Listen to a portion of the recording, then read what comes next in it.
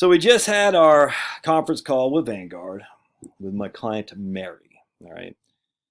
Talked to old John. We'll call him John from Vanguard from the Scottsdale office where I used to work out of. I mean, I'm not sure exactly if they moved since then, but when I started Vanguard in 1998, it was at the Camelback office. Then they moved us up to Scottsdale. I think they have a second office now up there. But anyway, and it's kind of funny thinking that guy's up there, John. I was just kind of chuckling. Young guy. Good guy, very polite, very appreciative and helpful, but we couldn't get the job done. I said, John, here's the deal. Mary's husband died. Vanguard rolled Mary's husband's IRA to her IRA. She assumed the IRA, so it's now under Mary's name, as if it was hers. Unfortunately, Mary's under the age of 59 and a half, and as such, she has premature distribution penalties when she pulls money out, and she's going to need to pull money out to live on. And I said, we would like to have this potentially almost like a recharacterization of a Roth. We'd like to have this recharacterized to the inherited IRA for which it should have went into to begin with. And John said, all right, let me see if we can do it. Went, talked to his supervisor, took about 5 minutes on hold, came back and said, can't do it. Once she assumes the ownership of the IRA, he said, we can't just put it back into or put it into a different type of an account. And I was like, man. In Vanguard's defense, Mary did say do it. She was frustrated. She just learned that her husband died intestate without a will. Wasn't the beneficiary. She's not even on the deed of the house. The husband had taken a large home equity line, so she just gets all this coming at her, and she goes, talking to Vanguard, and and that's on the recorded line. So I guarantee Vanguard, in full defense, said no. We said, she said this to do this without. We're not tax advisors. We can't tell her what to do. I said, yeah, but you can still say, look, you're under the age of 59 and a half. You might want to seek counsel before you do this. We can't tell you what to do, but you still can say what the rules are. So she called Vanguard a number of times and wishy-washy. Yeah, we can do this. No, we can't. Yeah, we can. So I got to get on there. Let's talk to these people. And all you people say, a good financial advisor would have a joint call. It's like, you guys, man, get out of here. You don't know what I do. You don't know what I do. Just because I don't share everything. You want to know I'm wearing pink underwear? Does that make you happy? You want to know everything I'm doing with the clients? You want to know that? Even Pablo doesn't know everything I do you, Pablo? All right, so we contact Vanguard, and essentially I told him the deal, and John gets on. He said, can't do it. Once he assumes it, it can't be sent to an inherited IRA. Just end of story. Now imagine what it is the recharacterization of a Roth is different because there's still the same ownership. It's still Josh Scanlon Roth IRA or Josh Scanlon traditional IRA. It's still me as the owner. I guess an inherited IRA, frankly, the inheritor is not the owner of it, just a beneficiary. So the owner is still basically if you want to look at it, it's not Mary. Mary is not the owner of it. Mary is the beneficiary of it. She's not the owner. So I guess they're saying once it changes ownership, we can't it's almost like a gift at that stage. We can't just put it from Mary into an inherited IRA. They didn't say this. My only thing is why they can't do it, which kind of makes sense. You can't just start changing account titles. Could we win? Probably if we saw legal advice and all. Yeah, but what's the stakes? But there's more to it than this. There's even bigger stakes here. We're up against the end of the calendar year. What does that mean? Well, Mary's husband died in July, which means this year Mary is still married filing jointly. Next year, she's going to be a single taxpayer. All right. So if we waited to win, it's not going to be in 2023. It'll be in 2024. Never mind all the aggravation, frustration. She wants to take money out of this IRA so she can pay off this home equity line that her husband, to her chagrin, took out. We don't know what happened to the money, and it's water under the bridge now. But she owes it because she was signed on the documents. They had a home equity line of credit that was not touched for many, many years, and then for some reason he took out a significant amount of money. And now it's paying 8%, and it's adjustable. So Mary wants to get the money to pay that sucker off. If she does it in 2023, she's married filing jointly, which again means what? 125 is the top of the 12% tax bracket. If she does it in 2024, she's a single taxpayer, which is what, 67.5 is the top of the 12% tax bracket, something like that. 62.5, I guess, 62.5.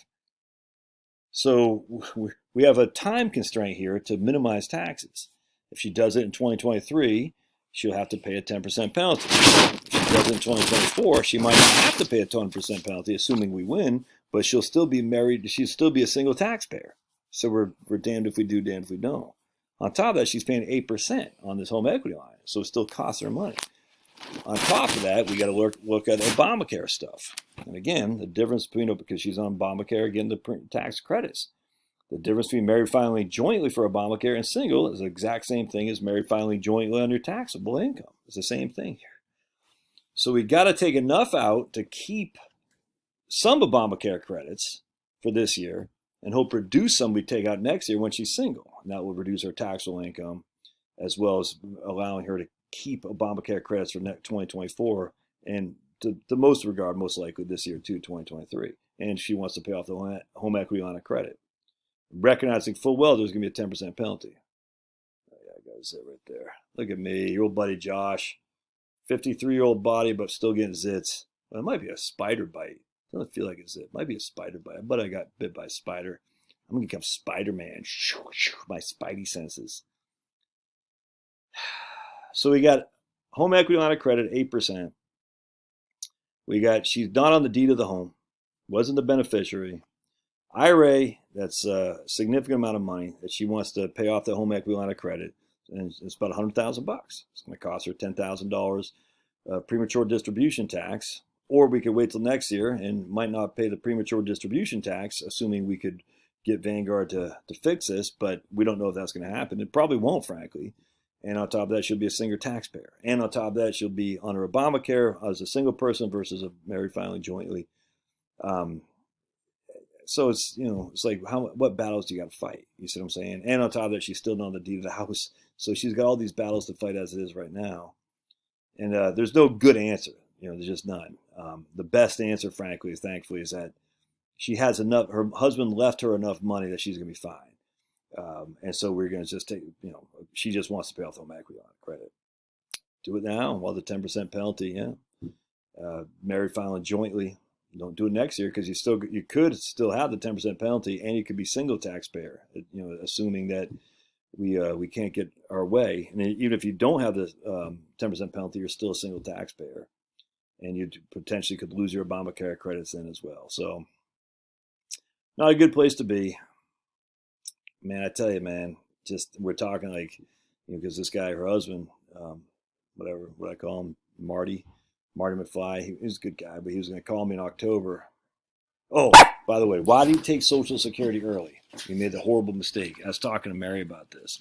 I said, why did he do that? He goes, he started watching some guy who's advocating a minimalist life, who lives, I won't say, but he advocates everybody taking Social Security at 62. I'm not blaming that guy. I'm just like, oh, no, because you know who I'm talking about.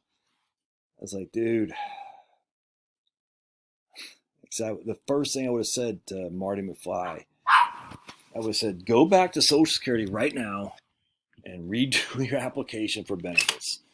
We don't want that money now because we don't need it. But he started with some guy who lives a minimalist life and advocates everybody take Social Security at 62.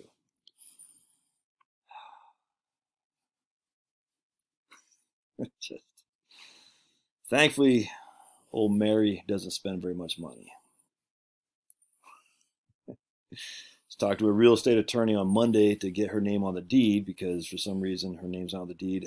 Just the whole thing is just a nightmare. But it's a nightmare that has a happy ending because she'll ultimately be fine financially. That's the most important thing. But man, it's still frustrating. All right. Love to hear your thoughts. Make sure your state documents are, by the way, if you missed I guess say Wednesday it is. We're going locals live tonight. If you want to join my locals, $5 a month. Put in the doobly dook. And we can But the last locals, I called Charlotte. I said, all right, who's my life insurance with? Because I literally just told her a week ago. And she goes, we're alive. MetLife? I said, no, Charlotte, not MetLife. USA? You all got to chuckle at that. So I got to tattoo it on her head where my life insurance is. God bless.